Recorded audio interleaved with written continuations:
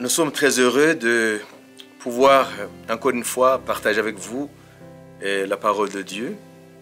Et aujourd'hui, nous allons aborder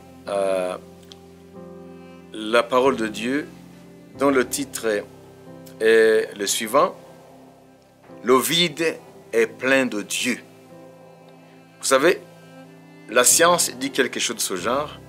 La science dit que le vide n'est pas vide. Le vide est plein de quelque chose. Vous savez, le mot vide a intrigué les hommes depuis la nuit des temps. Depuis les anciens philosophes tels qu'Aristote, avant Jésus-Christ, dans l'Antiquité, philosophes grecs et bien d'autres philosophes, ils se sont intéressés à ce concept de vide. Qu'est-ce que c'est le vide? Est-ce que si on enlevait tout, ça veut dire tout ce que nous voyons, même l'air que nous respirons, est-ce qu'on pourrait dire qu'il n'y a que le vide qui est resté? Donc, le concept de vide, aujourd'hui en science, a pris une autre signification. Donc, les philosophes se sont intéressés à ce concept. Les savants, les scientifiques se sont intéressés aussi à ce concept. Alors, aujourd'hui, à l'état actuel de la science, le vide n'est pas vide. Ça veut dire, avec la physique quantique ou la physique des champs, on est arrivé à expérimenter ce qu'il y a dans ce que nous appelons vide. Donc, en enlevant tout, même l'espace et le temps, il ne reste pas du vide dans le sens de rien. Ça veut dire en physique, le mot vide ne veut pas dire rien ou néant. Vous savez, l'un des philosophes grecs, qui est un philosophe très ancien, philosophe à qui on attribue l'origine du mot être,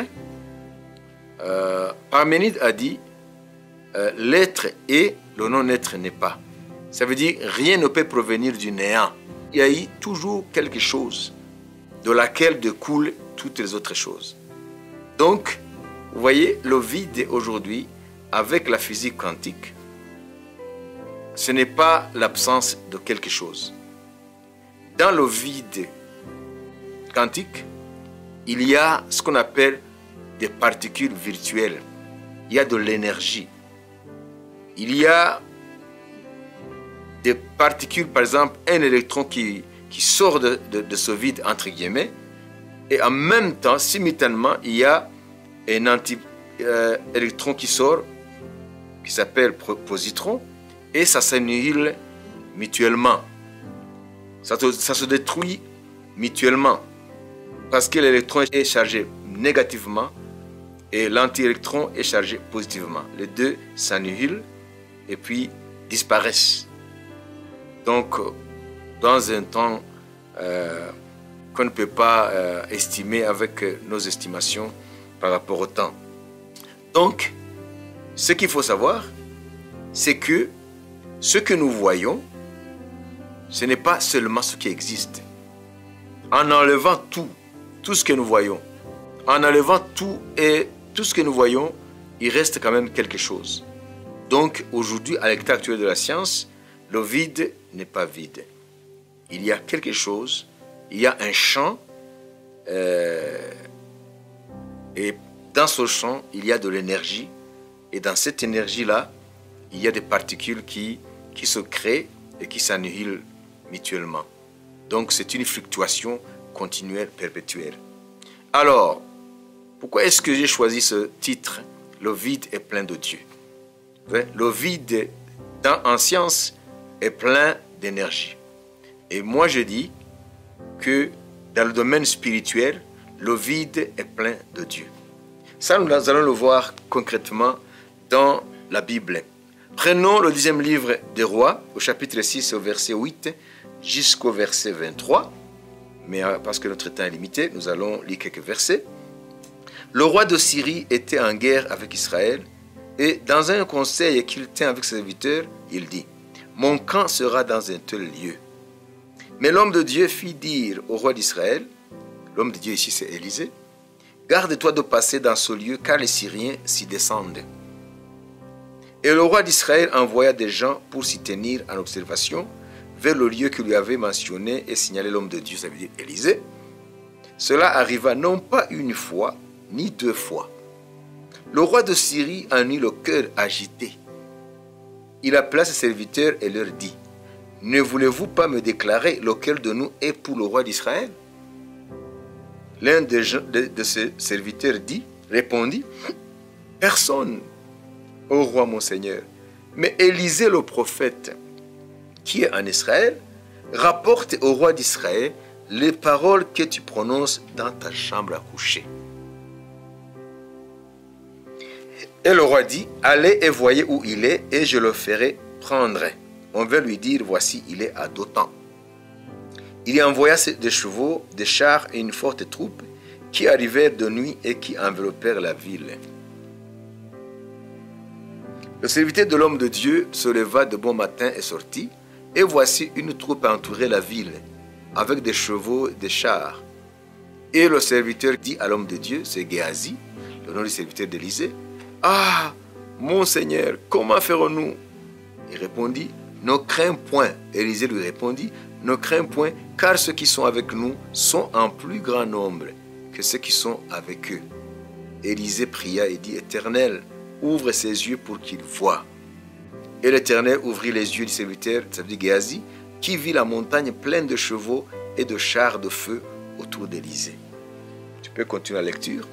Ici, l'histoire biblique nous raconte un fait qui s'est passé au temps du prophète Élisée. Ça veut dire qu'il y avait des guerres répétitives entre la Syrie, qui est un pays qui est au nord-est d'Israël, et le royaume d'Israël.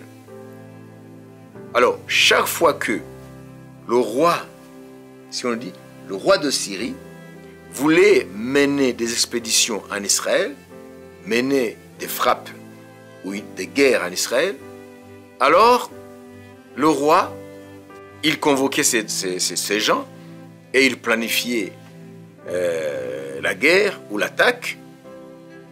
Ça veut dire les endroits stratégiques pour pouvoir attaquer Israël. Et chaque fois qu'il tenait conseil pour voir comment la guerre va se dérouler et aussi développer des stratégies, Élisée, qui n'était pas avec eux physiquement, qui se trouvait en Israël dans une ville qui s'appelle Dothan, il rapportait au roi d'Israël les plans de guerre de la Syrie. Et lorsque l'armée syrienne se mettait en marche pour exécuter le plan ou la stratégie d'attaque d'Israël, il trouvait déjà, ces troupes rencontraient déjà sur place les hommes d'Israël. Et leur plan échouait. La Bible nous dit que ce n'est pas une fois ou deux fois, donc c'est plusieurs fois. Et puis le roi eut le cœur agité, le roi de Syrie, et il convoqua ses troupes, ou ses hommes, ça veut dire son état-major, et il leur demanda de dire qui parmi son état-major était du côté d'Israël. Ça veut dire qu'il y avait un traître parmi ces gens. Alors je veux savoir qui parmi vous est du côté d'Israël et qui rapporte tout ce que nous disons ici au roi d'Israël. Et voilà, l'un parmi ces hommes a demandé la parole et dit, l'un de ses serviteurs répondit, « Personne, ô roi, mon Seigneur, n'est du côté d'Israël. Mais en Israël, il y a un homme qui s'appelle Élisée. Il rapporte au roi d'Israël tout ce que le roi dit même dans sa chambre. » Vous voyez? Alors le roi demanda à ses hommes d'organiser des troupes, des chars, des chevaux et d'aller encercler l'endroit où se trouvait Élisée, ça veut dire à Dothan. Et ces troupes, lorsque ces troupes ont encerclé la ville de Dothan, alors le serviteur d'Élisée qui s'appelait Géasi, alors en regardant la ville encerclée par les troupes syriennes, courra pour dire à Élisée, son maître, de pouvoir se sauver, parce qu'ils sont encerclés, voir comment ils peuvent échapper, ou ils pourraient échapper. Alors, Élisée, tranquille, il dit à son serviteur, ne crains point, car ceux qui sont avec nous sont en plus grand nombre que ceux qui sont avec eux. Alors, Élisée pria l'Éternel pour qu'il ouvre les yeux de son serviteur, et Dieu ouvrit les yeux de Géhazi, son serviteur d'Élisée, et Géhazi vit toute la montagne pleine de chevaux et de chars de feu autour d'Élisée. Vous voyez, ça veut dire que, ici, la leçon dans cette situation, c'est que, même si l'homme de Dieu Élisée n'était pas avec l'état-major de la Syrie, lorsque il développait les stratégies d'attaquer Israël, il savait tout ce qui se passait, tout ce qui se disait dans cet état-major-là. Ça veut dire quoi? Ça veut dire que l'Esprit de Dieu dans Élisée ou sur Élisée rapportait à Élisée, disait à Élisée tout ce qui se disait en Syrie, dans cet état-major-là. Qu'est-ce qu'on peut dire ici? C'est que même si Élisée n'était pas physiquement avec le roi de Syrie et son état-major, c'est comme s'il y était, parce qu'il suivait tout ce qui se disait. Mais ce n'est pas Élisée qui suivait, c'est l'Esprit de Dieu qui était là, et cet Esprit de Dieu qui était là, dans cet état-major, c'est le même esprit qui est dans Élisée. Alors ici, ce qu'il faut dégager de ces situations, c'est que, comme la science dit que le vide n'est pas vide, dans le vide, si on enlève tout ce qui est matière, il reste néanmoins un champ quantique ou un champ plein d'énergie. Ça veut dire tout ce que nous voyons, tout ce qui est matière est sorti de ce vide-là.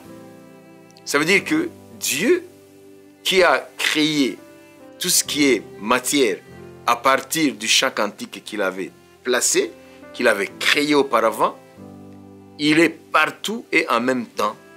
C'est ce qu'on appelle l'attribut de Dieu en tant que Dieu omniprésent.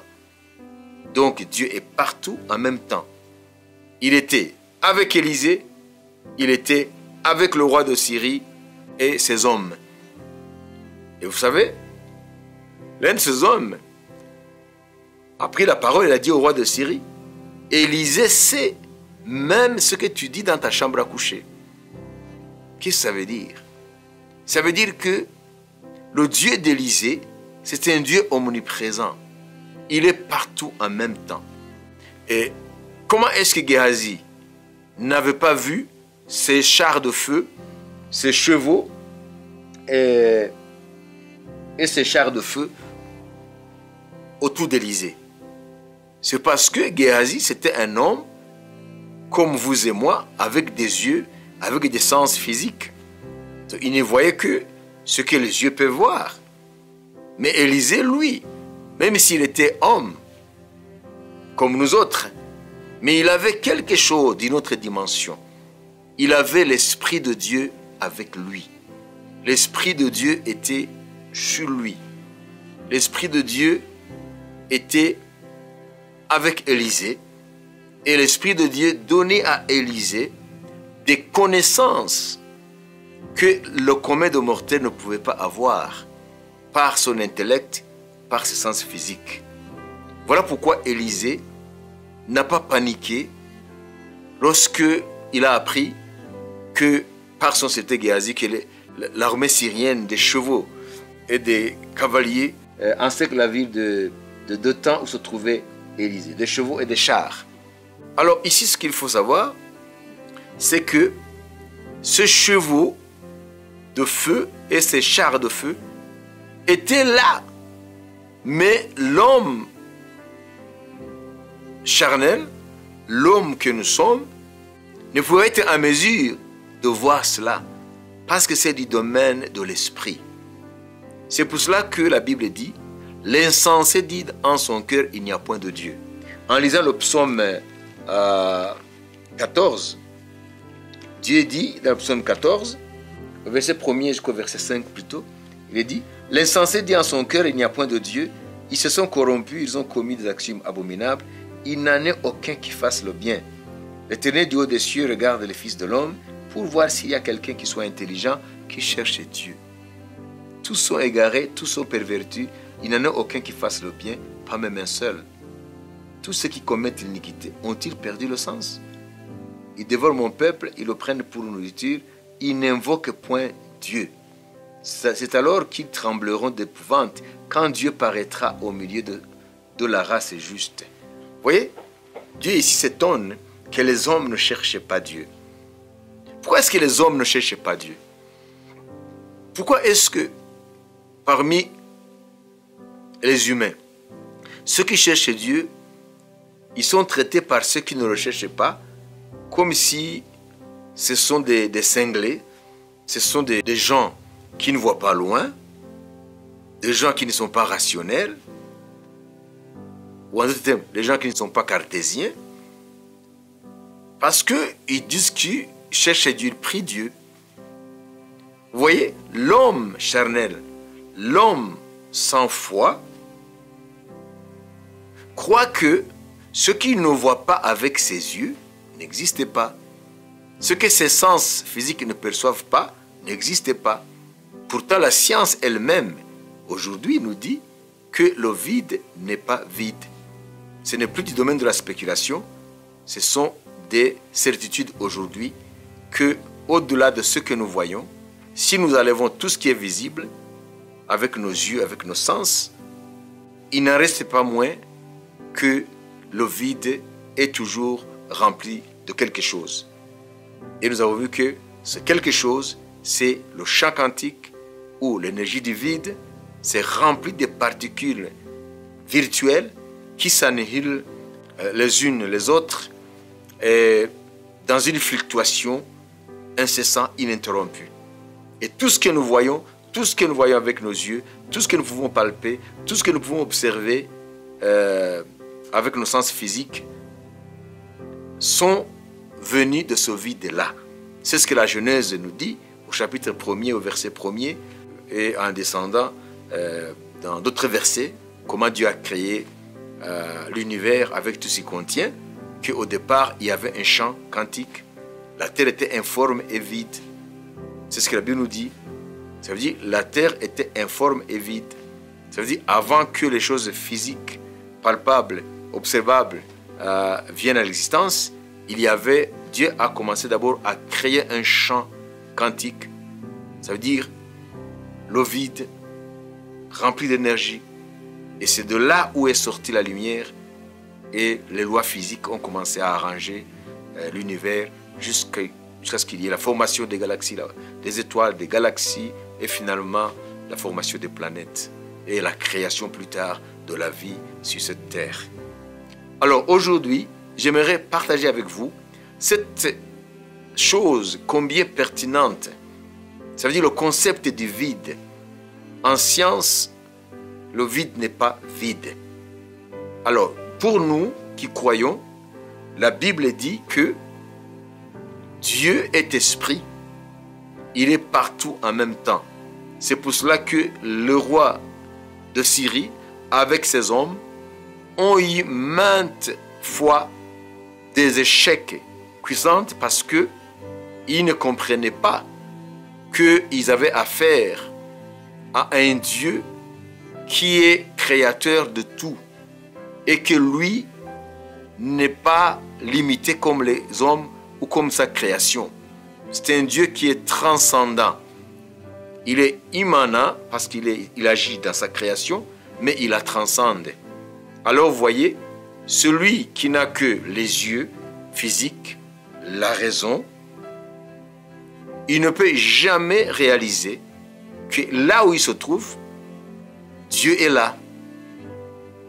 C'est pour cela que, en lisant le psaume 139, verset 5 jusqu'au verset 12, il dit ici des choses extraordinaires qui peuvent nous aider dans la compréhension de notre titre que nous avons choisi aujourd'hui, le vide est plein de Dieu. Éternel, tu me sondes et tu me connais. Tu sais quand je m'assieds et quand je me lève, tu pénètres de ma pensée. Tu sais quand je marche et quand je me couche, et tu pénètres toutes mes voies, car la parole n'est pas sur ma langue, que déjà, ô Éternel, tu la connais entièrement. Tu m'entoures par derrière et par devant. Et tu mets ta main sur moi. Une science aussi merveilleuse est au-dessus de ma portée. Vous voyez? Ce que nous sommes en train de dire ici, c'est au-dessus de la portée, de la compréhension d'un homme charnel qui n'a que sa raison. Mais heureusement que la science aujourd'hui, avec la physique quantique, est arrivée à la certitude que dans le vide, il y a quelque chose. Parce qu'aujourd'hui, dans des laboratoires, cette vérité est expérimentée. Donc aujourd'hui,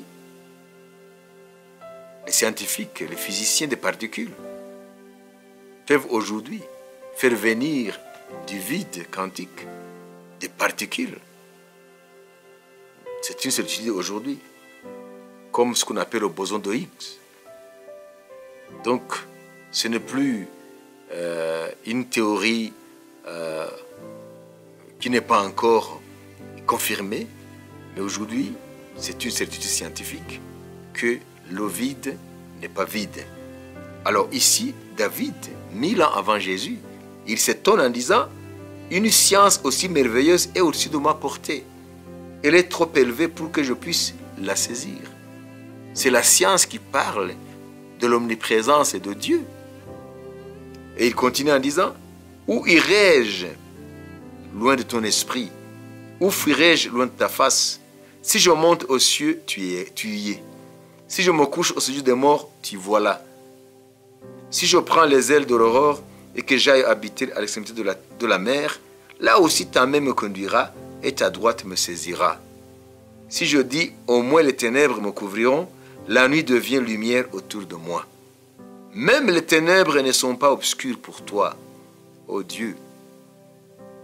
La nuit brille comme le jour et les ténèbres comme la lumière. Vous voyez ici, David lui-même, 1000 ans avant Jésus, alors que l'humanité n'avait pas encore fait des pas de géant dans les découvertes scientifiques, lui-même en réfléchissant, en méditant sur l'omniprésence de Dieu, il dit que c'est au-delà de sa portée, c'est au-delà de sa compréhension. Mais aujourd'hui, grâce au progrès de la science, nous pouvons maintenant comprendre ces passages que nous venons de lire. Vous savez, les vérités scientifiques contenues dans la Bible ne sont connues qu'a posteriori. Ça veut dire quoi? Ça veut dire, lorsque la science atteint une découverte et corroborée, appuyée par des observations, par l'expérience, c'est à ce moment-là qu'on reconnaît que cela était prédit dans la Bible, mais dans le langage de la Bible. Ça veut dire, dans la Bible, il y a des prédictions scientifiques. Mais cela ne peut être connu par le lecteur de la Bible ou par l'étudiant de la Bible qu'après que la science soit arrivée à la découverte. Par exemple, maintenant nous voyons qu'avec la physique quantique, qui est la physique aujourd'hui en vogue, nous pouvons comprendre maintenant comment, là où nous croyons qu'il n'y a rien, mais il y a quelque chose. Donc en science, le vide ne veut pas dire l'absence de quelque chose. Le vide n'est pas synonyme du néant. C'est pour cela que Jésus, en parlant de la prière, Jésus nous dit, dans l'exhortation qu'il donna à ses disciples, pour qu'ils ne ressemblent pas aux hypocrites qu'étaient les pharisiens, il dit, Matthieu 6, versets 5 à 6, « Lorsque vous priez, ne soyez pas comme les hypocrites qui aiment à prier debout dans les synagogues et au coin des rues pour être vus des hommes. Je vous le dis en vérité, ils reçoivent leur récompense. Mais quand tu pries, entre dans ta chambre, ferme ta porte et prie ton Père qui est là dans le lieu secret. Ça veut dire, qui est là dans l'invisible, là où tu ne vois pas avec tes yeux. Et ton Père qui voit dans le secret te le rendra. Ici, il nous dit l'une des plus grandes vérités scientifiques d'aujourd'hui. Ça veut dire, dans cette chambre-là, dans ta chambre, il n'y a pas que ton lit, ta table de travail, ta chaise, tes valises, tes habits, ou tout ce qui est dans ta chambre, les abat-jours. Dans ta chambre, au-delà de ce que tu vois avec tes yeux, il y a une autre réalité que toi, tu n'es pas en mesure d'appréhender avec tes sens physiques. Et parmi ces choses qui sont dans ta chambre, cette réalité invisible mais réelle dans ta chambre, il y a la présence du Dieu créateur. La science te dira, dans ta chambre, il n'y a pas que toi, il n'y a pas que ce que tu possèdes, il n'y a pas que les murs qui entourent ta chambre. Même si on enlevait tout ça, même si on enlevait même l'air que tu respires, il restera néanmoins quelque chose que la science qualifie de vide quantique, qui n'est pas vide, qui n'est pas néant, mais qui est rempli des particules virtuelles, une fluctuation quantique, des particules qui se créent, qui s'annulent mutuellement. Donc c'est un vide qui est permanent, c'est un champ, c'est comme ça qu'on appelle en science, et ce champ quantique est permanent, il est là, et c'est de ce champ d'où sont sortis tout ce que nous voyons avec nos yeux, l'univers, l'espace-temps. Notre Dieu, c'est un Dieu omniprésent, il n'est pas loin de chacun de nous, comme disait Paul aux Athéniens. Donc, ne crois pas que, puisque tu ne le vois pas, ce Dieu-là, le Dieu de la Bible, ça ne veut pas dire qu'il n'est pas là.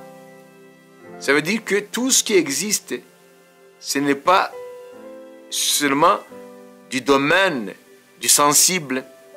Il y a d'autres choses au-delà de nos sens. Alors Dieu dit, l'insensé dit en son cœur, il n'y a point de Dieu. Voilà pourquoi maintenant aujourd'hui, parmi les 8 milliards d'individus qui peuplent la Terre aujourd'hui, la grande partie, les questions de Dieu sont des questions banales, ce sont des questions qu'il ne faut même pas accorder son temps pour y penser, parce que ce sont des hommes de chair et de sang. Ils croient que ceux qui ne voient pas n'existent pas. Mais Dieu ici nous dit, ils sont insensés. Parce que la science elle-même, Dieu a permis à ce que les hommes, par les capacités qu'il leur a données, la puissance de la raison, ils arrivent quand même à des découvertes, des prouesses qui ne font que confirmer, corroborer les vérités bibliques. Donc, la science nous dit, le vide n'est pas vide. Dans le vide, il y a quelque chose. Et dans le domaine spirituel, le vide n'est pas vide. Il est plein de la présence de l'Esprit de Dieu. Donc, courage, toi qui cherches Dieu, cherche-le parce que tu vas le trouver. Parce qu'il a dit lui-même, vous me chercherez et vous me trouverez. C'est ce que nous disons dans Jérémie. Pour conclure, vous m'invoquerez et vous partirez. Vous me prierez et je vous exaucerai. Ça, c'est un message au peuple de Dieu qui était en déportation à Babylone. Dieu leur accorde l'espérance que l'exil à Babylone n'est pas la fin, que Dieu les fera revenir de la captivité à Babylone. Et il dit, vous me cherchez, vous me trouverez, si vous me cherchez de tout votre cœur. Vous voyez? Ça veut dire que Dieu lui-même nous encourage à le chercher. Parce qu'il se laisse trouver par ceux qui le cherchent de tout leur cœur. Alors aujourd'hui, servons-nous de l'état actuel de la science, puisons dans ce qui est scientifique aujourd'hui, qui nous dit que le vide n'est pas vide. Il y a quelque chose dans le vide. Si on enlève tout, il ne faut pas dire qu'il ne reste que le vide, parce que ce vide-là est quelque chose. Alors nous aussi disons que Dieu, même si il n'est pas accessible par nos sens physiques, par notre toucher, par notre ouïe, par notre vue, néanmoins, il n'en reste pas moins que Dieu est partout. Dieu est là. C'est pour ça que Jésus nous encourage à chercher notre Père qui est dans le secret. Ça veut dire quoi? Dans le secret veut dire dans l'invisible. Ça veut dire il est dans l'invisible tout en étant réel. Donc, courage, toi qui cherches Dieu. Cherche Dieu de ton cœur, de ta force, parce que la science même nous convainc et nous prouve que tout ce que nous voyons n'est pas uniquement ce qui existe. Au-delà de ce que nous voyons, il y a toujours quelque chose. Alors Dieu est là, il est tout près de toi. Alors cherche-le tout ton cœur, avec un cœur plein de foi, parce que Dieu se laisse trouver par ceux qui le cherchent en Jésus-Christ. Amen.